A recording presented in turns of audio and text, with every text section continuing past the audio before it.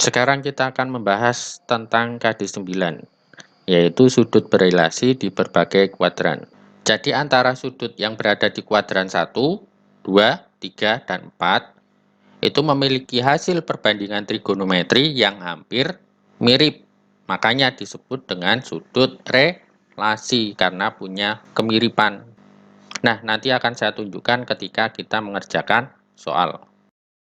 Nah, untuk mengerjakan soal-soal yang berada di KD9 ini, kalian harus sudah menghafal tabel perbandingan trigonometri, kemudian pembagian daerah kuadran, bentuk sudut, nilai X, Y, R di setiap kuadran, nilai sin konstan di setiap kuadran, penggambaran segitiga siku-siku untuk perbandingan trigonometri di setiap kuadran, dan rumusnya ini.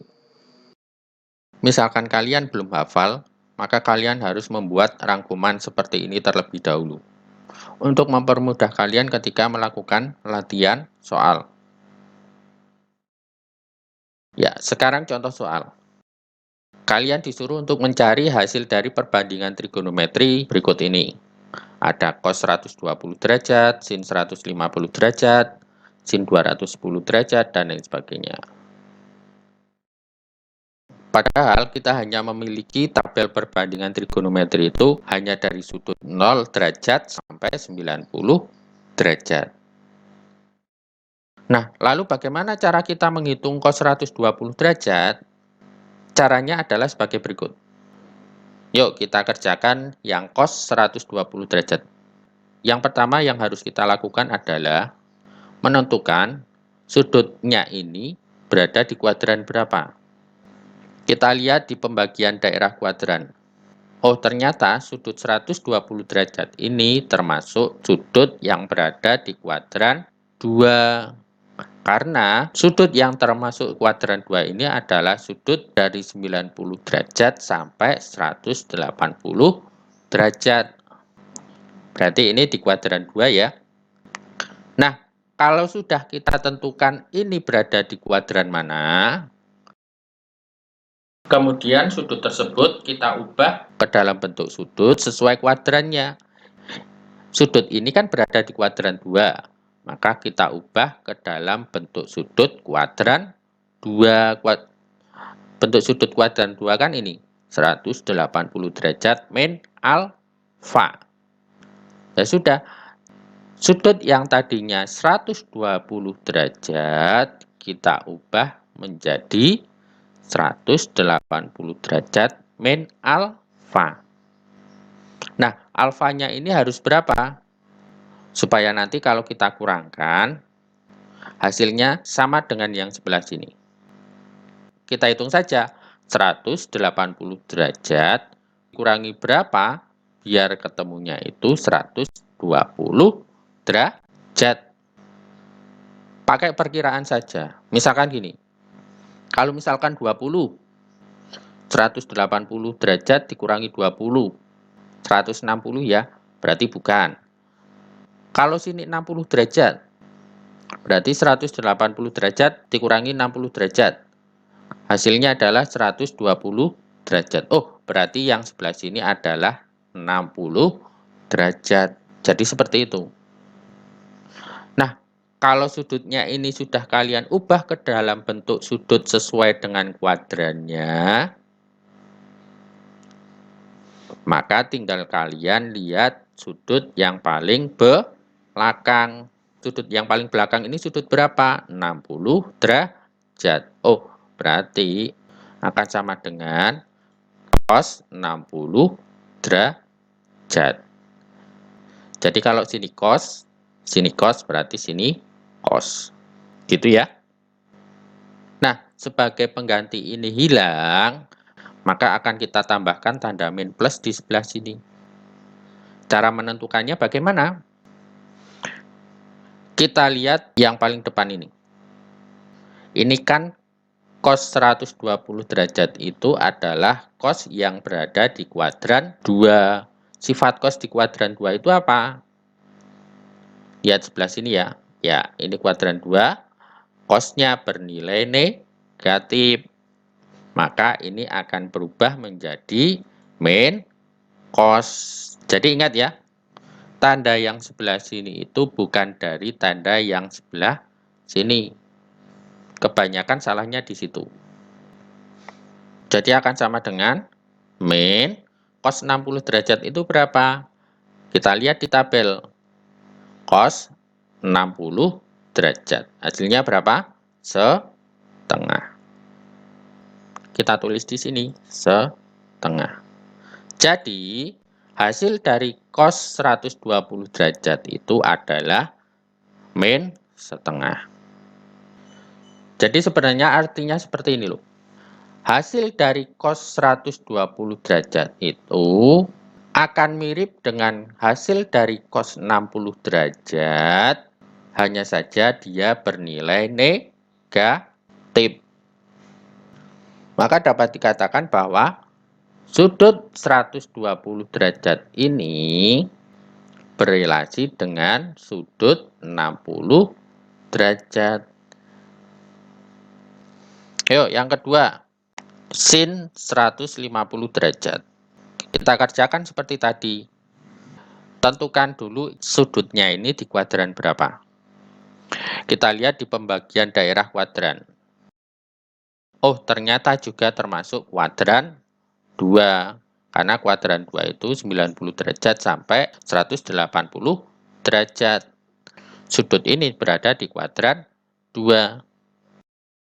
Karena sudut ini berada di kuadran 2, maka kita ubah ke dalam bentuk sudut di kuadran 2. Bentuk sudut kuadran 2 itu apa? 180 derajat min alfa. Ya sudah, yang tadinya sudutnya 150 derajat ini kita ubah menjadi 180 derajat min alfa.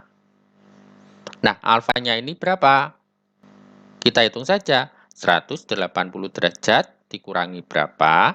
Biar ketemunya itu 150 derajat. Dikurangi berapa? 30 derajat. Nah, kalau sudah kita ubah sudutnya ke dalam bentuk sudut sesuai dengan kuadrannya, maka tinggal kita lihat sudut yang paling belakang. Sudut yang paling belakang ini sudut berapa? 30 derajat. Oh, berarti yang sini akan sama dengan sin 30 derajat. Jadi kalau sini sin, sini juga sin, yang sini juga sin. Gitu ya. Nah, sebagai pengganti ini hilang, maka kita tambahkan tanda min plus di sebelah sini. Cara menentukannya bagaimana? Kita lihat yang paling depan ini. Ini kan sin 150 derajat adalah sin yang berada di kuadran 2. Sifat sin di kuadran 2 itu apa? Lihat di kuadran 2. Sinnya bernilai positif. Oh, berarti yang sini akan menjadi plus sin. Akan sama dengan plus hasil sin 30 derajat itu berapa? Kita lihat di tabel. Sin 30 derajat. Oh, ternyata hasilnya adalah setengah. Berarti yang ini setengah. Nah, plus setengah itu akan sama saja dengan setengah. Jadi, hasil dari sin 150 derajat adalah setengah.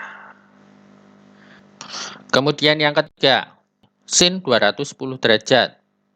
Kita hitung sin 210 derajat akan sama dengan, cara mengerjakannya seperti tadi ya. Kita tentukan dulu sudutnya berada di kuadran berapa. Kita lihat di sini. 210 derajat. Berarti termasuk yang ini ya.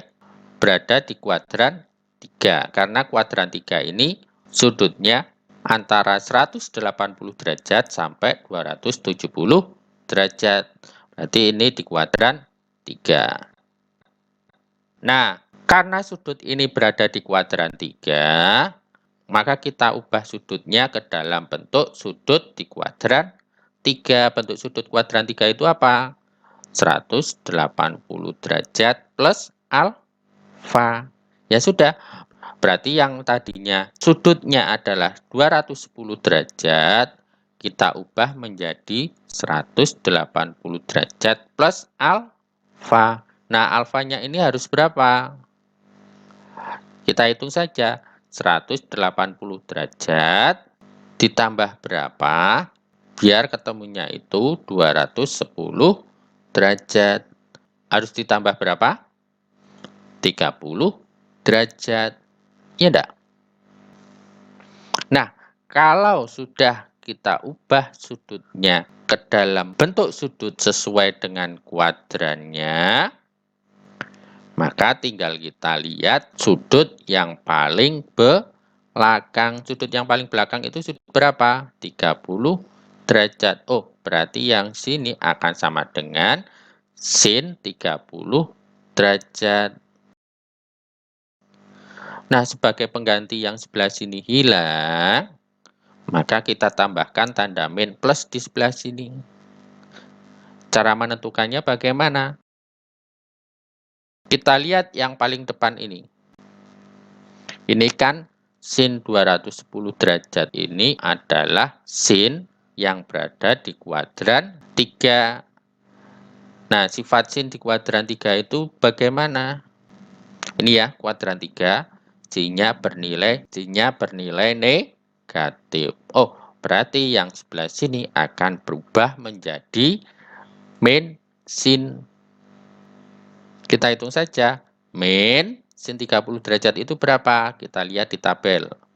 Ini ya, sin 30 derajat hasilnya setengah. Berarti sini adalah setengah. Jadi, hasil dari sin 210 derajat adalah min setengah. Yang D, kita hitung sin 330 derajat. Kita tentukan dulu ya, sudut ini berada di kuadran berapa. Kita lihat. Oh, ternyata sudut 330 derajat itu termasuk kuadran 4. Karena kuadran 4 itu sudutnya antara 270 derajat sampai dengan 360 derajat.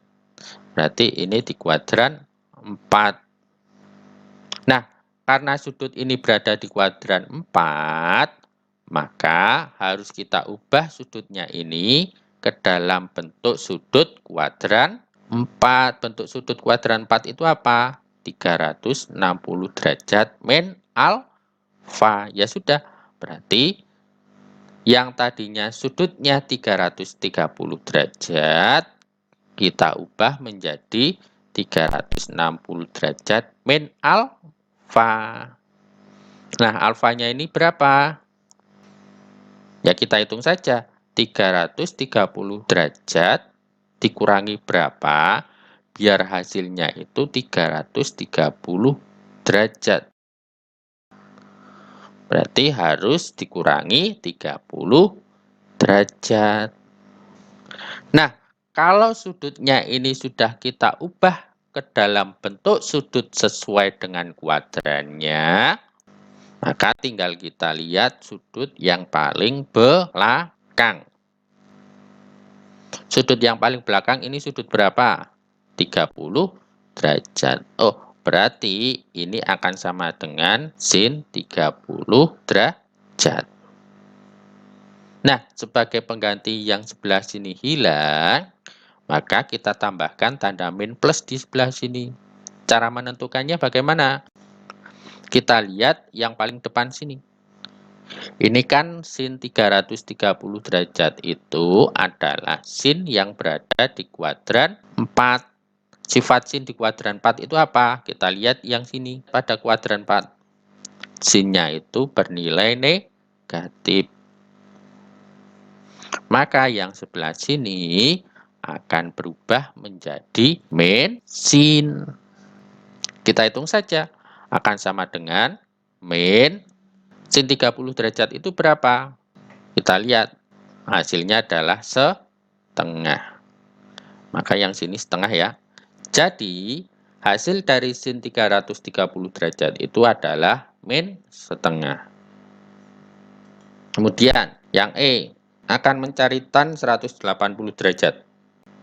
Kita lihat di pembagian daerah kuadran. 180 derajat. Oh, dia itu berada di antara kuadran 2 dan kuadran 3. Artinya apa?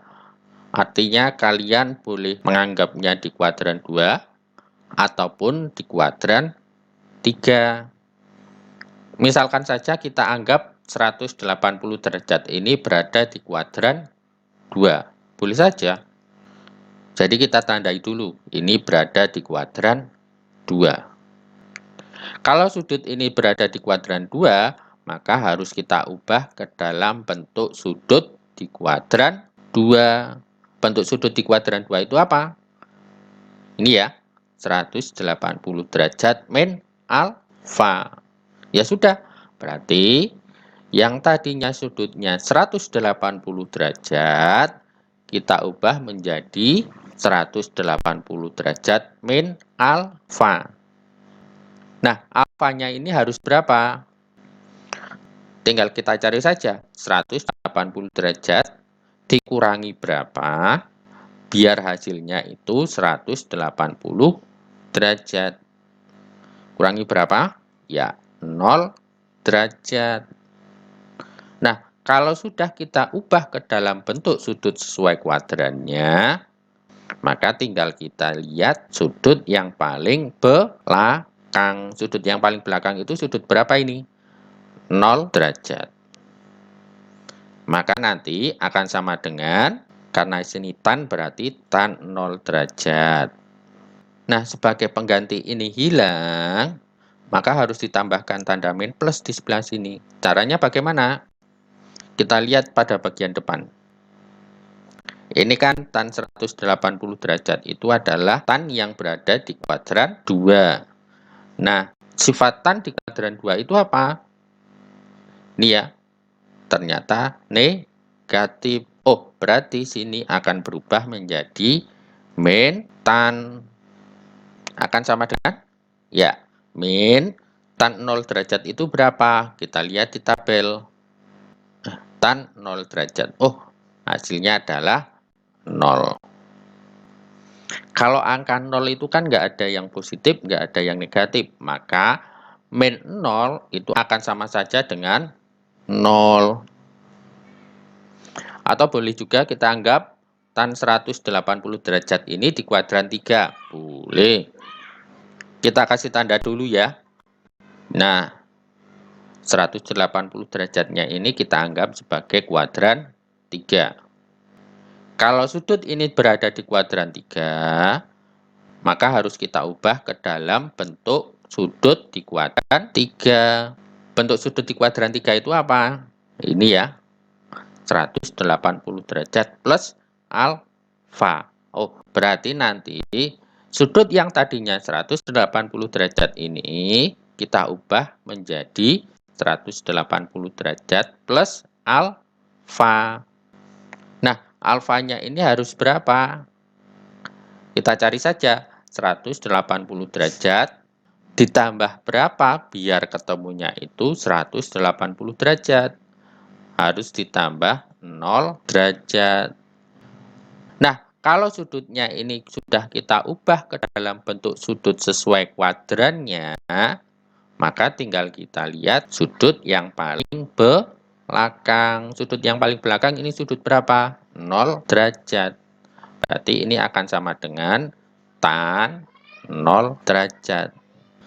Nah, sebagai pengganti ini hilang, maka kita tambahkan tanda plus min di sebelah sini. Cara menentukannya bagaimana? Ya, kita lihat yang paling depan ini. Ini kan tan 180 derajat itu adalah tan yang berada di kuadran 3. Sifat tan di kuadran 3 itu apa? Ini ya, positif. Jadi nanti yang sebelah sini akan menjadi plus tan. Kita hitung saja. Akan sama dengan plus tan 0 derajat itu berapa? Kita lihat di tabel. Hasilnya adalah 0. Berarti ini akan sama saja dengan 0. Jadi, entah itu kalian anggap 180 derajat sebagai kuadran 2 ataupun kuadran 3, itu nanti hasilnya akan sama saja. Nah, kalau sudah, silakan kalian kerjakan latihan 1. Selamat mengerjakan.